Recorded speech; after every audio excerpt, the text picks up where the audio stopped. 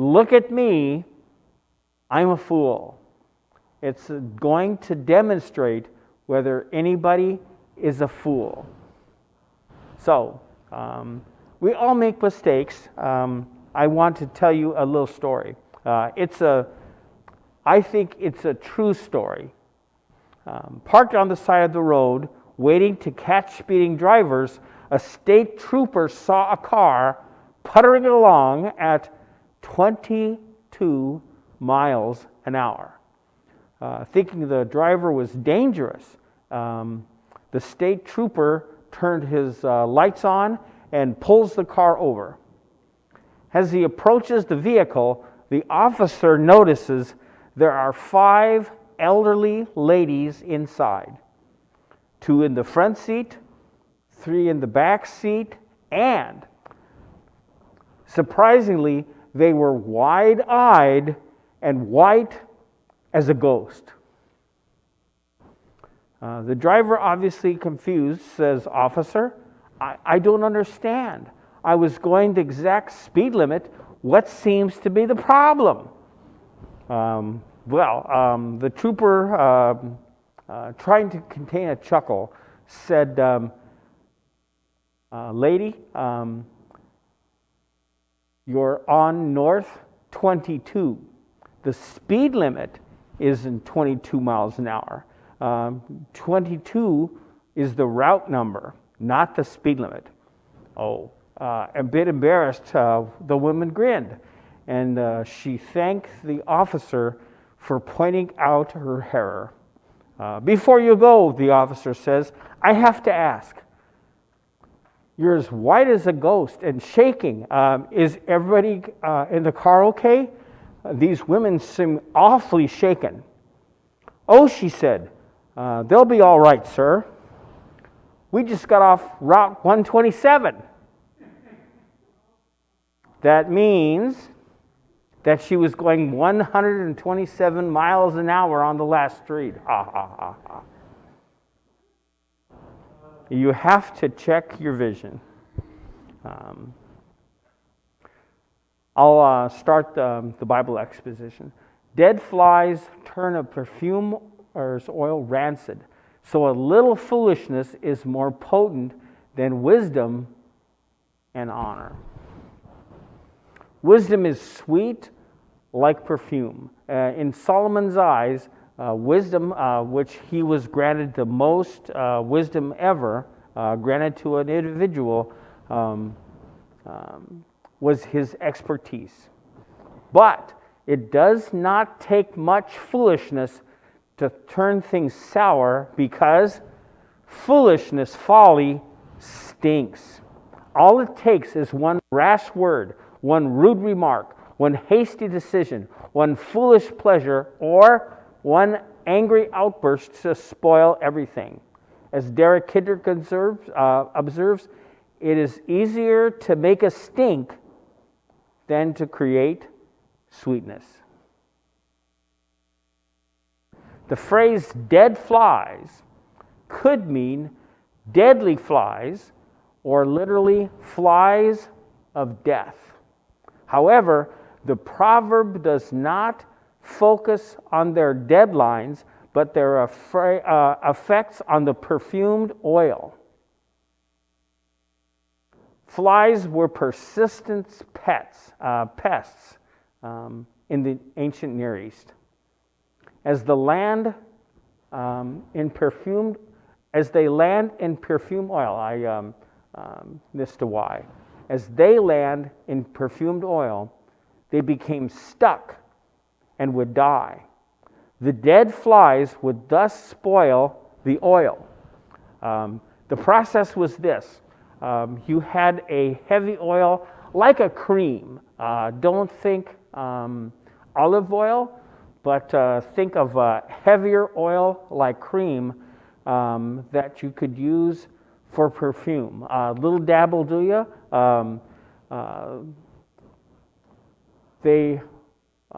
Oil would be thickened a little bit.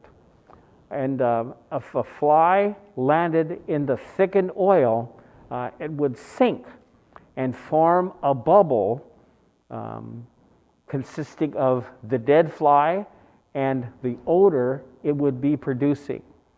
They would cause a stench that would bubble up and overflow the senses. Wow, I can't imagine a dead fly souffle. The truth is that little things can bring unacceptable results. The life of an otherwise respected individual, that's the point, can be thrown into question. Foolishness can easily ruin a reputation. A wise person's heart directs him towards the right, but the foolish person's heart directs him towards the left. This does not have anything to do with your politics. Literally, it is translated, a wise man's heart is at his right hand, and a fool's heart is at a left hand. In other words, the wise person goes to the right, where it's favored, but the fool goes to the opposite. The right hand was a position of honor. Benjamin was called by Abraham, the son of my right hand, by Jacob. That means he was his favorite son. Benjamin, his name means he was the favorite. He was the preferred son. It speaks of the correct road. Sinister, on the other hand, is from the Latin sinistra, means the left hand. Were any of you left-handed, and your parents made you write with your right hand? Yes, it used to be common because we live in a right-handed world. Jim, what are problems you would face by using your left hand? Yes. I don't have left-handed scissors, but I have much more control over my left hand. So when I try to cut, I'm not always successful with my scissors. We live in a right-handed world, and sinister has sinister connotations, but it just means your left hand. The verse speaks not of walking, but frequently the New Testament uses walking as a analogy for a manner of life. The verse speaks not of walking, but of a heart's inclination. The heart represents the inner person. Even when the fool walks along the road, his sense is lacking, and he demonstrates to everyone that he is a fool. Now you mention walking. Many people want to know which way to go in life. They were looking for direction. Well, the place to start is by making sure that our heart is in the right place. If our heart is not attuned to God, attuned to seeking after God, how can your heart, your mind, your soul make proper choices? At least that it is leaning in the right direction. Because if it is, we'll end up in the right place on the right road.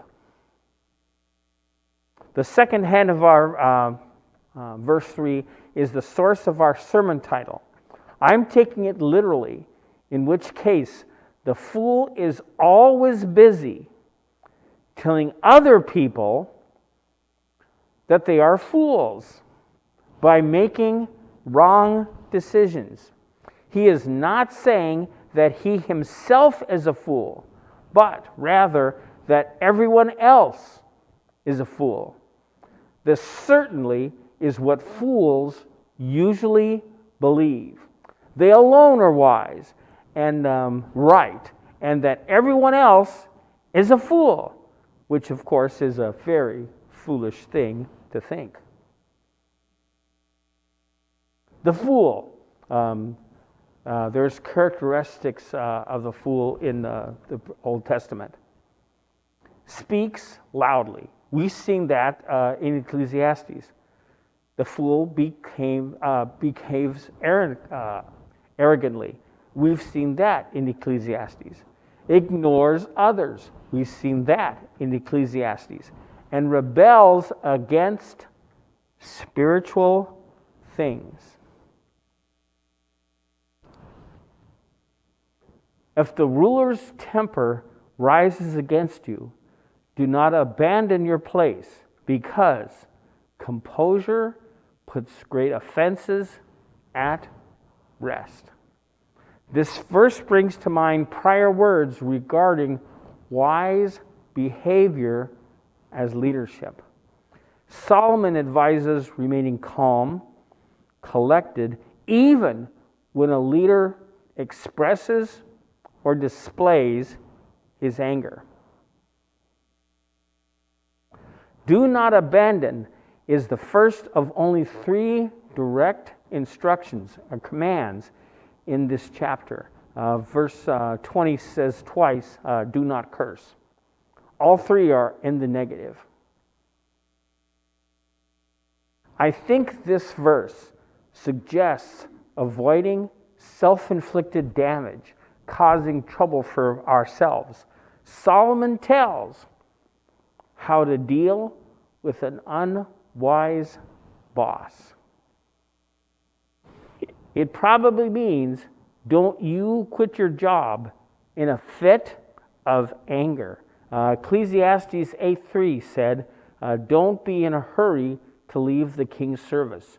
Don't take part in something evil, because he can do whatever he pleases. The Living Bible, I don't often quote it, the Living Bible, but it's dead on right in my perspective.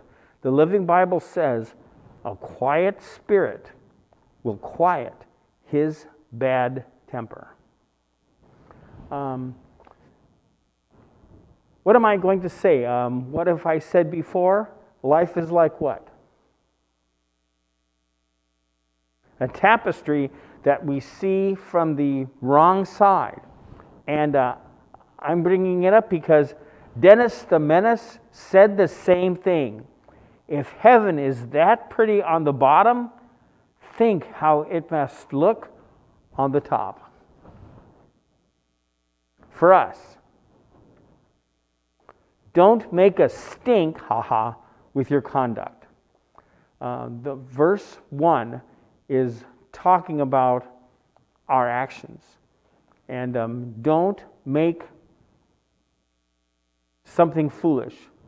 Don't make a stink out of what you do, because you torpedo yourself.